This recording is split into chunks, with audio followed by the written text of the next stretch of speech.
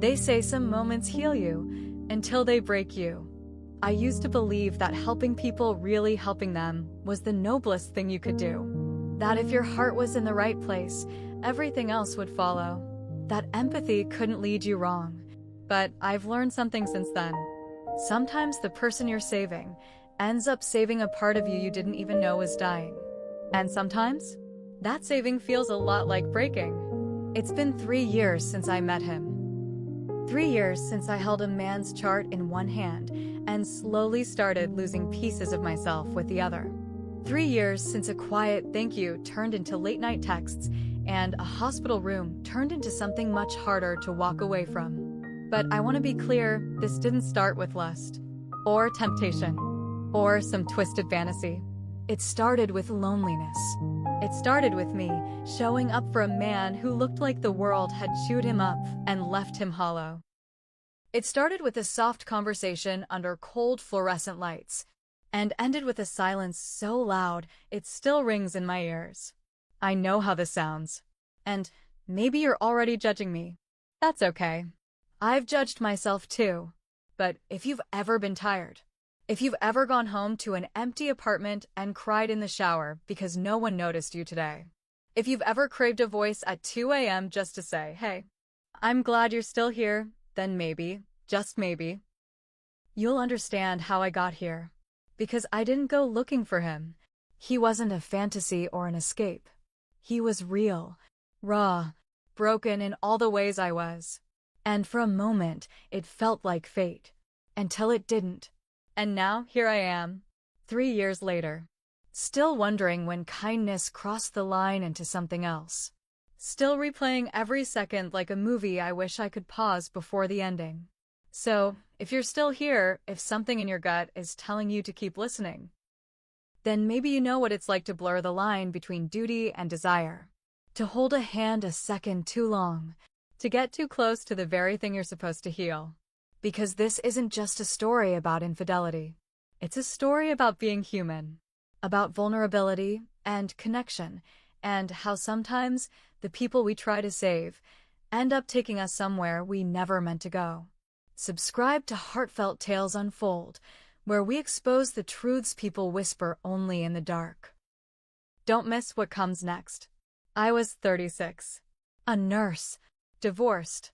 Worn down in ways I didn't have the words for. My shifts stretched into nights, then blurred into mornings. Not because they asked me to stay late, but because I had nowhere else to be. The apartment I went home to echoed when I closed the door. And that echo? It started sounding a lot like loneliness. The hospital felt more like home than my own place did. Quiet halls. The hum of machines. Fluorescent lights that flickered like they were just as tired as me. Some nights, I'd walk past the break room mirror and barely recognize myself. Dark circles, hair pulled back with no care, eyes that looked like they'd forgotten how to shine. And no one noticed. Not the other nurses. Not the doctors. Not even the patients. I was just there, invisible. Until Elijah. He came in on a rainy Thursday. Post-surgery complication.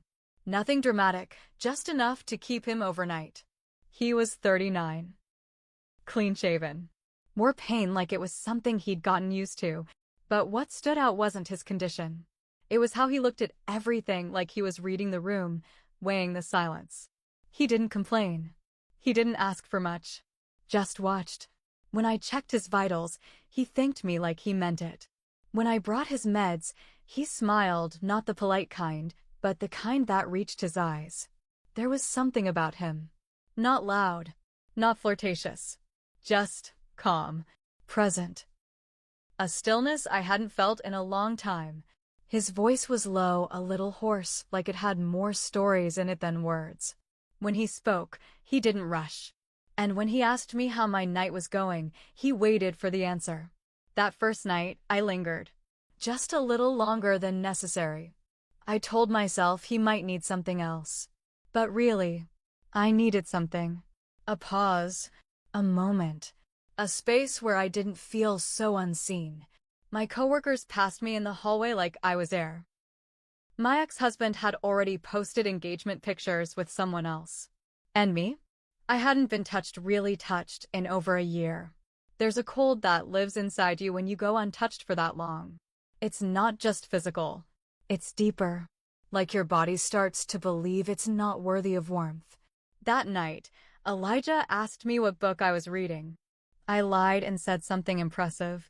He nodded and said, "That fits you." And I believed him, even though it wasn't true. I started checking on him more often, bringing water when I knew he still had some, asking if the blankets were warm enough, even though he never complained, staying an extra minute, then 2, then 3. In the back of my mind, something whispered, "This is nothing."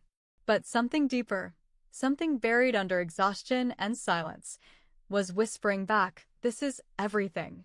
And every time I walked into that cold, sterile room, it felt a little less cold, and I felt a little more alive.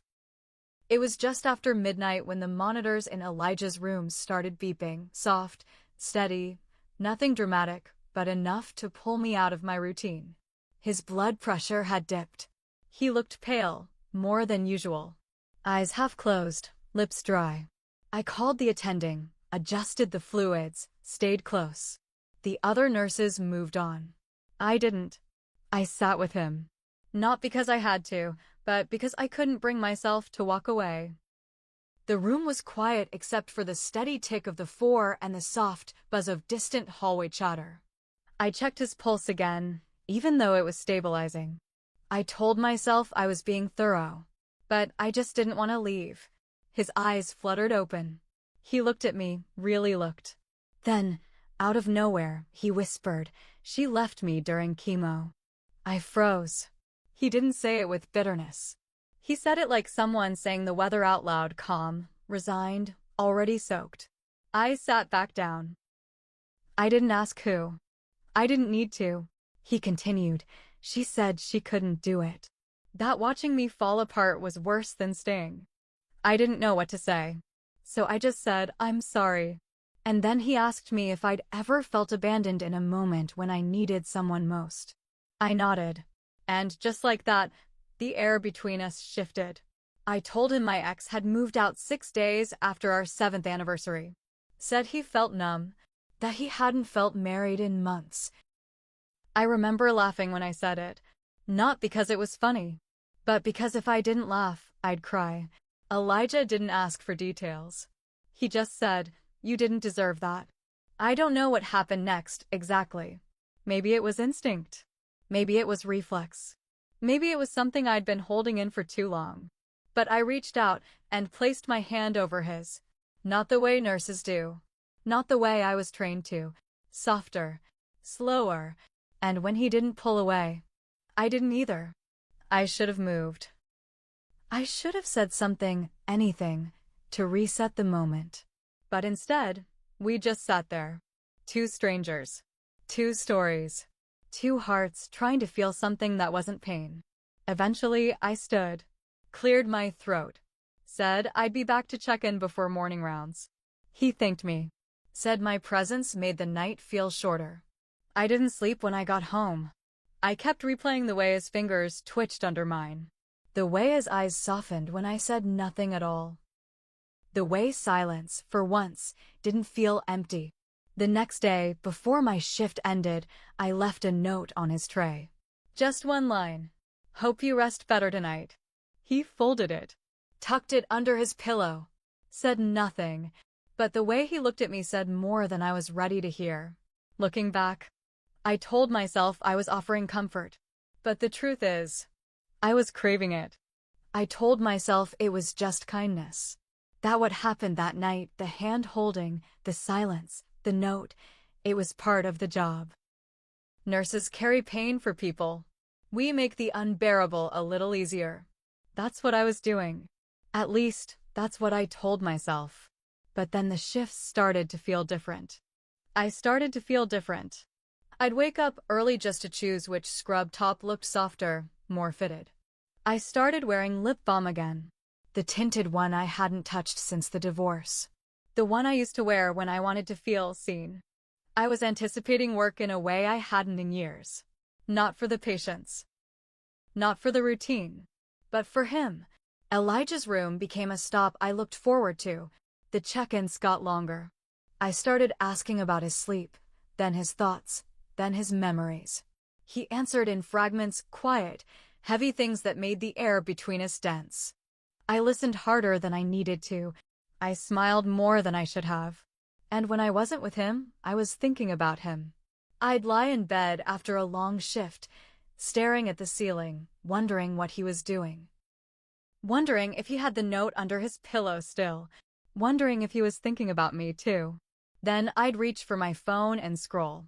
Scroll past pictures of my ex-husband and his new fiancée in Greece. Smiling, tanned, arms around each other like nothing had ever broken. I'd stare at their photos longer than I should. Not out of jealousy, but out of disbelief. How did he move on so easily while I still felt like pieces of me were scattered across hospital beds and quiet rooms? Then I'd turn off the phone, turn onto my side, and wonder if it was possible to miss something I never really had. By the third day, I stopped pretending. I knew it was personal, not professional, not anymore. Because the way my heart jumped when I saw Elijah's name on the chart, that wasn't empathy. The way I paused outside his door, smoothed my hair, and counted to 3 before entering, that wasn't protocol. That was something else. Something I didn't want to name. I told myself it was harmless. He was a patient. This was temporary. Boundaries weren't being crossed, they were just being leaned on. But the line between right and wrong, it was starting to blur. And I didn't know if I was walking it or erasing it. That night, during my last round, I stepped into his room. He was sitting up, reading something. He looked at me and smiled, not with politeness, with warmth. Then, soft and steady, he said, "You look beautiful tonight." And just like that, my breath caught, my heart paused, and everything I'd been denying stopped hiding. He was discharged on a Tuesday afternoon. I didn't get to walk him out. I was caught up in another patient's chart. But when I returned to his room, it was empty. The bed was stripped, the monitor off. The air still carried his scent, clean soap, and something faintly woodsy. And on the tray table, a small folded card. No envelope. Just my name on the front, written in handwriting I already recognized. Inside, a simple note. "Thank you for making the hardest week of my life feel a little less lonely." And below that, a number. No name. Just 7 digits and a city code. Like an invitation wrapped in silence. I stared at it for a long time. My fingers trembled as I folded it shut. Then, without thinking, I walked to the nearest trash bin and dropped it in. But I didn't walk away. I stood there, still, heart racing, stomach turning.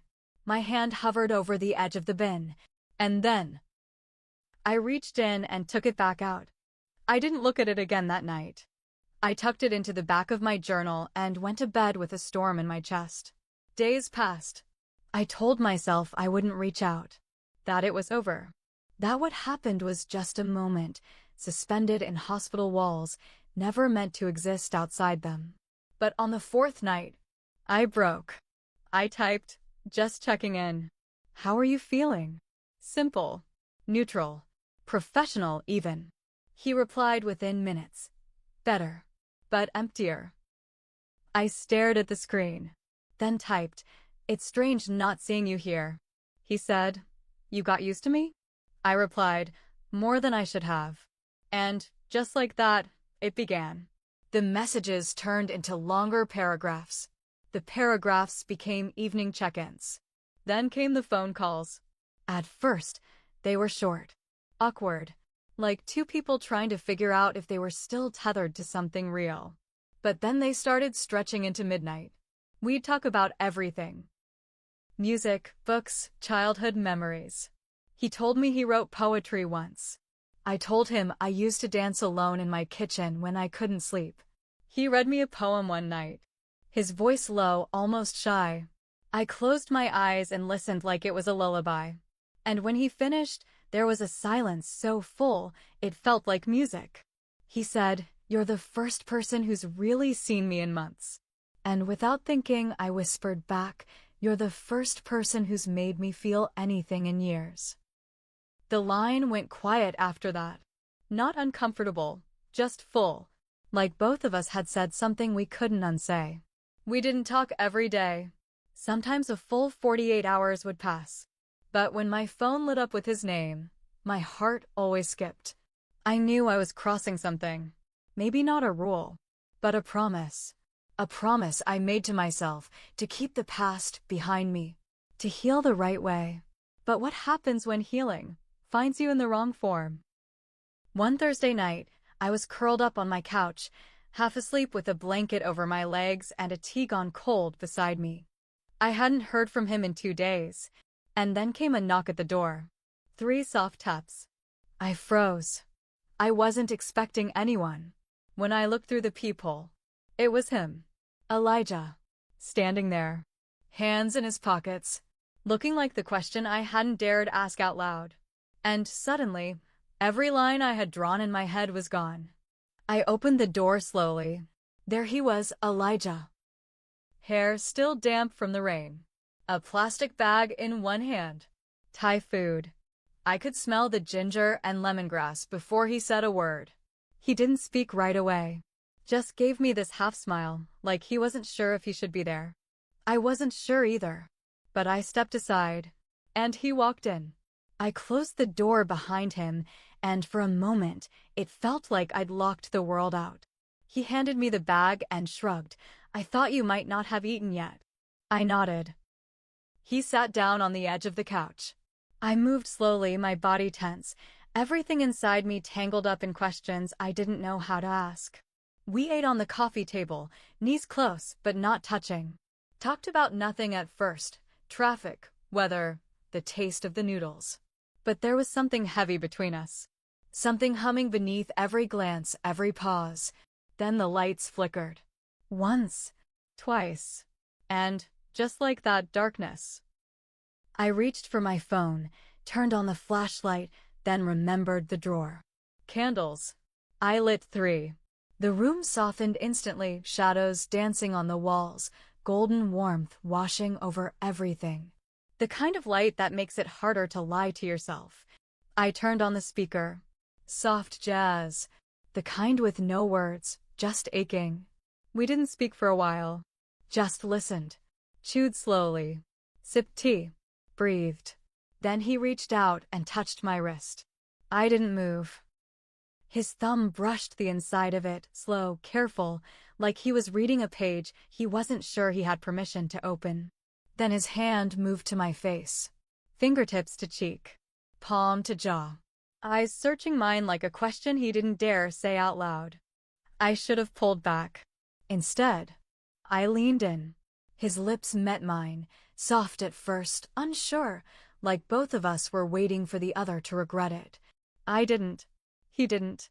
And something broke open inside me. Years of being untouched, unnoticed, unseen. And now this. This man. This moment. I led him to the couch.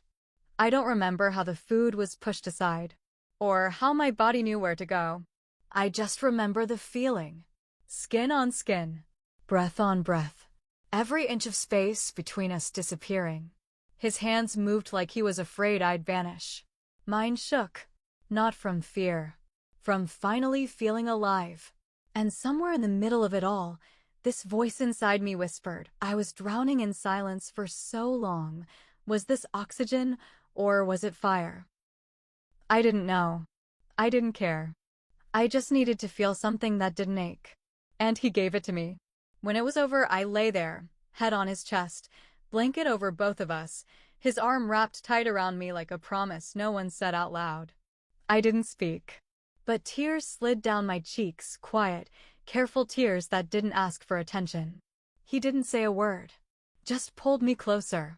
And in that stillness, in that broken, beautiful stillness, I realized I wasn't sure whether I had just found something or lost something I'd never get back. I didn't answer his text the next day, or the one after that. I needed space, to breathe, to think, to figure out what I had just done and what it meant. But guilt doesn't give you room to think. It climbs into your chest and takes up all the air. At work, I was off rhythm. I forgot vitals, misfiled labs, spilled coffee on a chart. Every time someone said my name, I jumped. Every time a phone vibrated, I froze. The nurse's station buzzed louder than usual. Not with voices, but with eyes. And then I heard it, two techs whispering near the supply closet. Wasn't she Elijah's nurse? I didn't wait to hear the rest. Didn't have to. It was already in my blood now, shame. Hot, heavy, loud.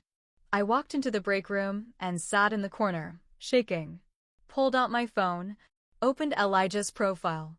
He'd posted a photo that morning, just a blurry shot of trees and sunlight, captioned, "Some days feel lighter."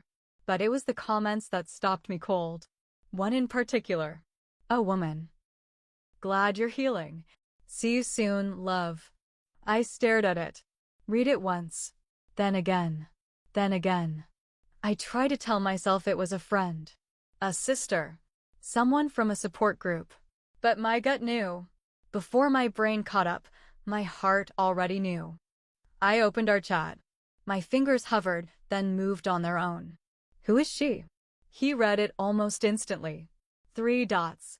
Then none. A full minute passed. Then my wife. We're trying to reconcile.